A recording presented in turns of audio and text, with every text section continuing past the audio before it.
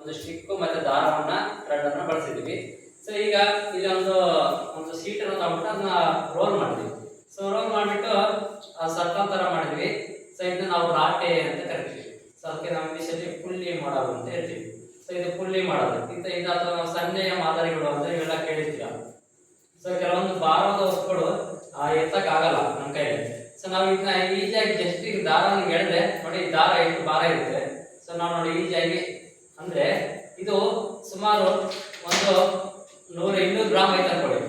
So 200 gram ಇತ್ತಂದ್ರೆ ಇದರ ನಾವು ಎತ್ತಕ್ಕೆ 200 ಗ್ರಾಮ್ ಬಲವನ್ನು ಹಾಕ್ಬೇಕಾಗುತ್ತೆ ಅಲ್ವಾ. ಸೊ ಅದಕ್ಕೆ ನಾವು ಈ ತರ ಮಾಡೋದ್ರಿಂದ, ಈ ಪುಲ್ಲಿ ಮಾಡೋದ್ರಿಂದ ಬಳಸಿ ನಾವು ಎತ್ತೋದ್ರಿಂದ ಅದರ ಅರ್ಧದಷ್ಟು ಭಾರವನ್ನ ನಾವು ಕಡಿಮೆ ಮಾಡ್ಬೋದು. ಅದರ ಅರ್ಧ 200 ಆಗ್ತದೆ, ನಾವು 100ರಷ್ಟು ಬಲವನ್ನು ಹಾಕಿದ್ರೆ ಸಾಕು, ಅದು ಮೇಲೆ ಬರುತ್ತೆ. ಸೊ ಈಗ ಇದೇ ತರ ನಾವು ನಮ್ಮ ಡೈಲಿ ಲೈಫ್ ಅಲ್ಲಿ ಇಲ್ಲೇ ನೋಡ್ತೀವಪ್ಪ ಅಂತಂದ್ರೆ, ಸೊ ಈಗ ನೀವು ಹಿಂದಿನ ಕಾಲ ನೋಡ್ತೀರಾ ಸೇದ ಬಾವಿ, ಆ ಹಗ್ಗ ಕಟ್ಬಿಟ್ಟು ಬಿಂದಿಗೆ ಕೊಡ್ಪಾಲಕ್ಕೆ ಹಗ್ಗ ಹಾಕಿ ಈಜಾಗಿ ಹೇಳ್ತಾರೆ, ಅದು ಮೇಲೆ ಬರುತ್ತೆ ದೀಪಕ್ಕೆ ಅಲ್ವಾ. ಸೊ ಮತ್ತೆ ಬೋರ್ವೆಲ್ಗಳಲ್ಲಿ ಸರಪಣಿ ಹಾಕಿರ್ತಾರೆ, ಆ ಸರಪಣಿ ಎಳ್ತಾ ಇರ್ತಾರೆ, ಆ ಪೈಪ್ ಮೇಲೆ ಬರ್ತಾ ಇರುತ್ತೆ, ನೋಡಿದೀರಾ. ಸೊ ಅಲ್ಲಿ ನೋಡಿದ್ದೀರಾ. ಮತ್ತೆ ನೀವು ದೊಡ್ಡ ದೊಡ್ಡ ಬಿಲ್ಡಿಂಗ್ ಮಾಡ್ಬೇಕಾದ್ರೆ ಸೊ ಕೆಳಗಡೆ ಇರುವಂತ ಸಿಮೆಂಟ್ ಇಟ್ಟಿಗೆ ಅವನ್ನ ಹೊತ್ಕೊಂಡು ಹೋಗಿ ಮೇಲೆ ಕೊಡೋದಕ್ಕೆ ಎಷ್ಟೊತ್ತಾಗುತ್ತೆ ಅಲ್ವಾ. ಸೊ ಭಾರ ಆಗುತ್ತಲ್ವಾ ಹೊತ್ಕೊಂಡು ಹೋಗಕ್ಕೆ.